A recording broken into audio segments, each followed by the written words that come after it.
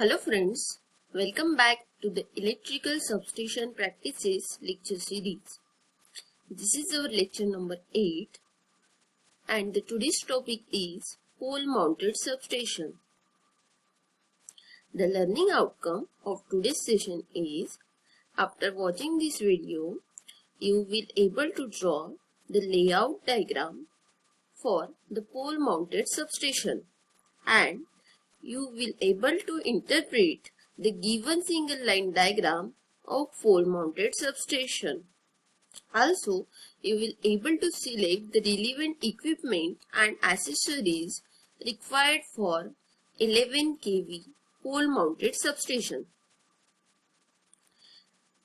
In the previous lecture, we studied the different equipments used in substation like bus bar, power transformer, circuit breaker, isolator, insulator, instrument transformer like CTPT, earthing switch, air brake switch that is AB switch, dropout fuse and lightning arrestor.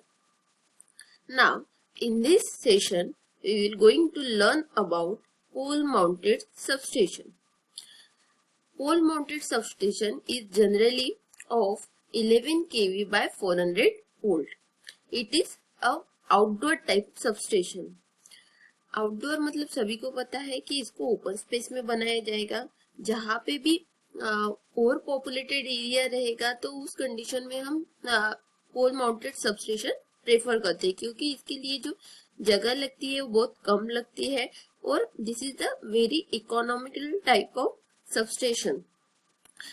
This is the single line diagram of pole mounted substation. हमको पता है single line diagram मतलब क्या होता है. This is just a one line diagram.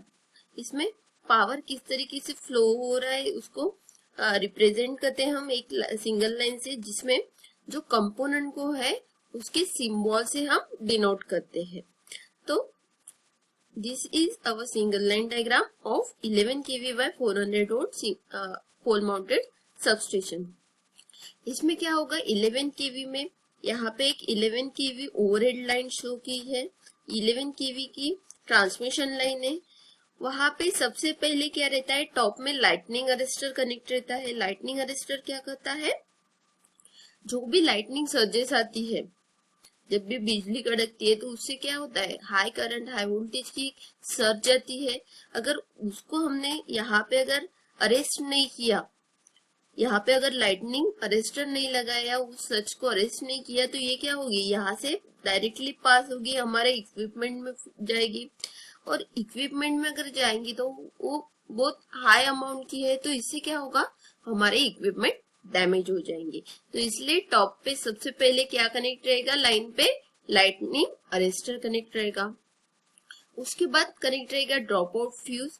Drop out fuse का काम क्या है, अगर यहाँ पे अगर रेटेड करंट से अगर ज्यादा का करंट आता है तो उस कंडीशन में ये जो फ्यूज है वो क्या हो जाएगा, मेल्ट हो जाएगा और वो हाई करंट को आगे नहीं जाने देगा, क्योंकि ये सर्किट को यहीं पे क्या कर देगा, ब्रेक कर देगा.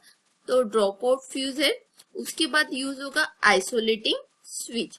आइसोलेटिंग स्विच किसके लिए यूज होता है, हम इसको अगर मेंटेनेंस वगैरह करना है तो इसको ओपन करके रखेंगे, ताकि इसको हम जो अपने सर्किट से अलग कर सके, तो इसके लिए यूज करते हैं.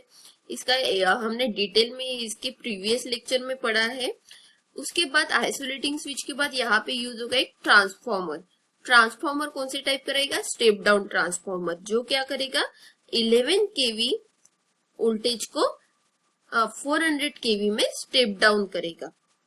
तो 11 ये ट्रांसफॉर्मर हम डायरेक्टली ओवरहेड लाइन को कनेक्ट नहीं करते, उसके पहले हम क्या कनेक्ट करते हैं, फ्यूज और आइसोलेटिंग स्विच, जो कि कौन से वोल्टेज पे ऑपरेट करेगी, 11 kV पे, और ये ट्रांसफॉर्मर के प्राइमरी साइड को कनेक्टेड है. तो यहाँ तक 11 kV सप्लाई आएगा. उसके बाद ये क्या हो गया, 11 को 400 में कन्वर्ट हो गया, तो 400 वोल्ट आगे बढ़ेगा.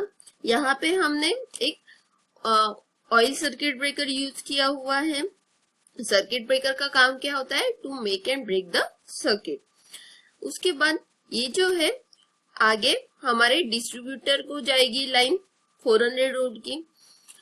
तो यहाँ पे जो प्राइमरी रहेगा, मतलब ट्रांसफॉर्मर की जो प्राइमरी है 11 केवी की, तो ये जो ट्रांसमिशन लाइन रहेगी हमेशा डेल्टा में कनेक्टेड रहेगी और 3 वायर रहेंगे। डेल्टा में तो 3 वायर रहेंगे, क्योंकि हमको पता है ट्रांसमिशन में अगर हमने डेल्टा कनेक्शन यूज किया तो क्या होगा, कंडक्टर हमको सिर्फ 3 लगेंगे, डेल्टा में सिर्फ 3 लगते हैं, तो उसको जो कॉस्ट लगेगी, कॉपर कंडक्टर रहते हैं तो उसको कॉस्ट जो रहेगी लगेगी वो कम लगेगी।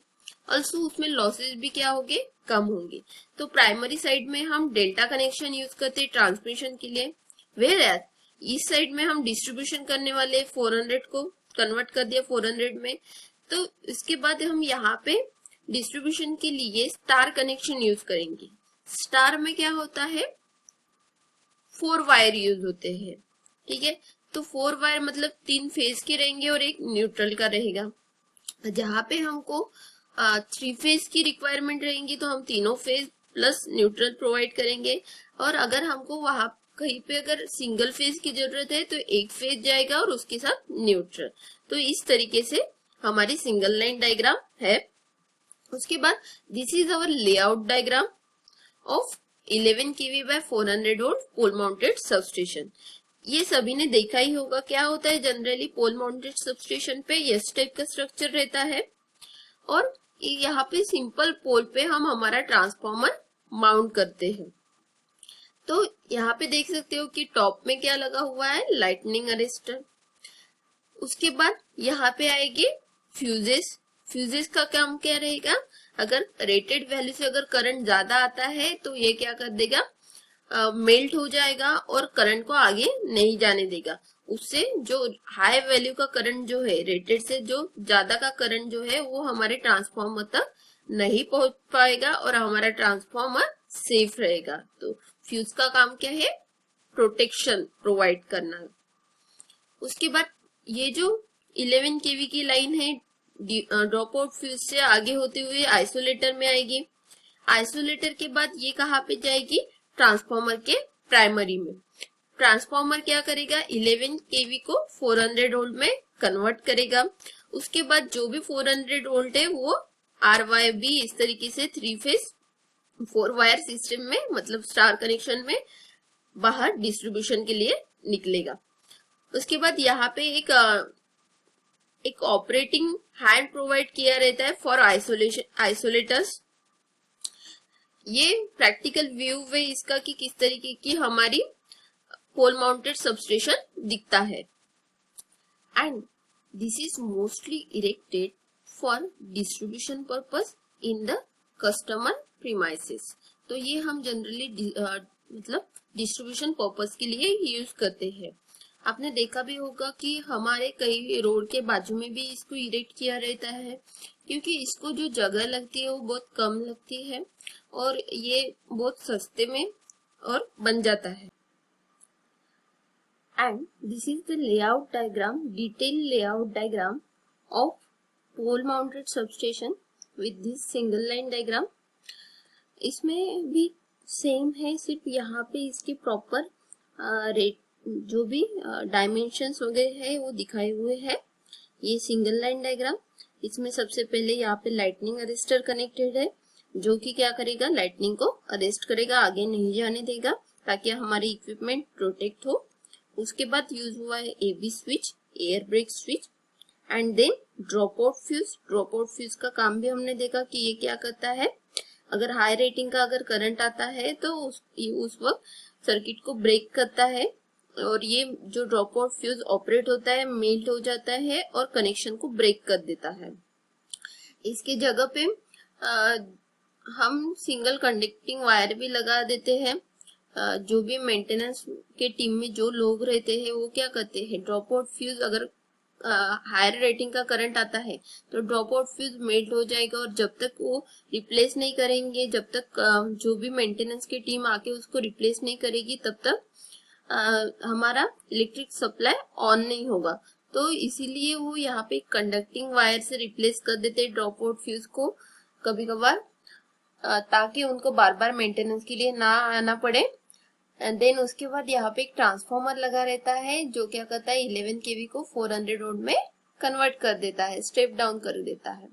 बाद में यहाँ पे इसका अर्थिंग के भी शो किया हुआ है, ग्राउंडिंग पीट है, अर्थिंग पीट है। उसके बाद यहाँ पे देखो प्लेट अर्थिंग यूज की हुई है। तो you have to draw this layout diagram and prepare the report on the pole mounted substation for the practical number 2. So let us summarize our today's session. In this session we studied about the layout diagram for the pole mounted substation and studied the single line diagram of the pole mounted substation. Also we understand which equipments and accessories required for 11 kV pole mounted substation. So you have to draw the layout diagram and the single line diagram of pole mounted substation in the assignment. PO satisfied by this lecture is PO1, PO2 and PO10. Thank you for watching this video and keep learning.